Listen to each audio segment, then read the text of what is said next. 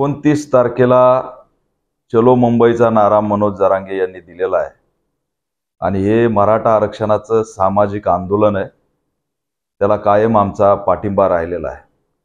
संतोष देशमुखच्या लढ्यापासून आणि मराठा आरक्षणाच्या आंदोलनापासून या सामाजिक आंदोलनाशी आम्ही जुडलेलो आहे।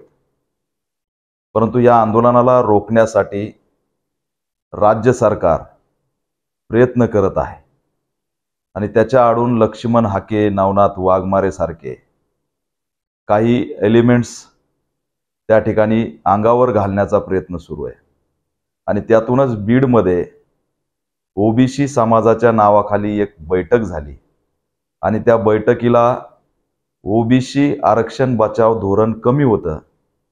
त्या आडून आम्ही जे चित्र बघितलं, संतोष देशमुखच्या जे काही मारेकरी आहेत त्या मारेकरांचे समर्थक त्या ओबीसी बैठकीमध्ये सामील होते। त्याच्यामुळे राज्य सरकार पुरस्कृत दंगलीच्या उंबरठ्यावरती उभा करण्यात आलेला आहे। म्हणजे सामाजिक न्याय आणि सामाजिक अधिकार डॉक्टर बाबासाहेब आंबेडकरांच्या संविधानाच्या माध्यमातून जर मागितला तर आम्ही दंगली घडू पण तुम्हाला न्याय देणार नाही, अशी भूमिका या ठिकाणी राज्य सरकारची सुरू झालेली आहे। त्याच्यामुळे ऑल इंडिया पॅन्थर सेनेची मागणी आहे की सामाजिक आंदोलन जर निघत असेल तर त्याचं स्वागत करावं, दंगल घडणार नाही याची गृह विभागाने दक्षता घ्यावी आणि लक्ष्मण हाके, नवनाथ वाघमारे यांच्या माध्यमातून सुरू असलेल्या ज्या बैठका आहेत त्यांची सखोल चौकशी करावी। या कुणाच्या माध्यमातून सुरू आहेत? या दंगली घडवण्यासाठी सुरू आहेत का? 29 तारखेच्या आधी दंगल घडवायची का? असं सुद्धा गृह विभागाला आमचं या ठिकाणी आव्हान आहे। त्याच्यामुळे गृह विभागाने सतर्क राहावं आणि तात्काळ लक्ष्मण हाके सारख्या लोकांच्या बैठकांवरती बंदी आणावी, अन्यथा राज्यामध्ये दंगलीसारखं वातावरण सुरू झाल्याशिवाय राहणार नाही।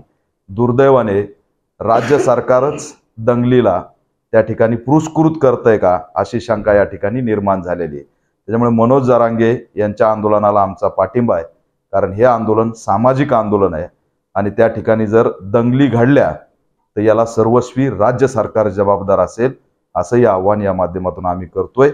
शरद पवारांची निघलेली जी मंडल यात्रा आहे ती सुद्धा दुर्दैवाने चुकीच्या वेळेला निघलेली आहे। मराठा समाजाने 29 तारखेला या ठिकाणी चलो मुंबईचा नारा दिल्यावर मंडल यात्रा निघते, हे दुर्दैव आहे। खरं तर त्यांनी मनोज जरांगेंना त्या ठिकाणी सपोर्ट करायला पाहिजे होता, परंतु तो सपोर्ट न करता स्वतंत्र मंडल यात्रा काढली आणि म्हणून आमचा थेट आरोप आहे की लक्ष्मण हाकेच्या भूमिकेत आज शरद पवार दिसायला लागलेत आणि हे मराठा समाजाला कळायला लागलंय। मराठा समाजाने घाबरायची कारण नाही। त्यांच्या पाठीशी संतोष देशमुखच्या काळात हा दीपक केदार पॅन्थर म्हणून, बाबासाहेबाचा ढाण्या वाघ म्हणून उभा होता आणि पुढेही 29 जुलैच्या आंदोलनाच्या अनुषंगाने या सर्व मराठा समाजाच्या पाठीशी पॅन्थर म्हणून, बाबासाहेबांचे लेकरं म्हणून आम्ही ठामपणे उभा राहू।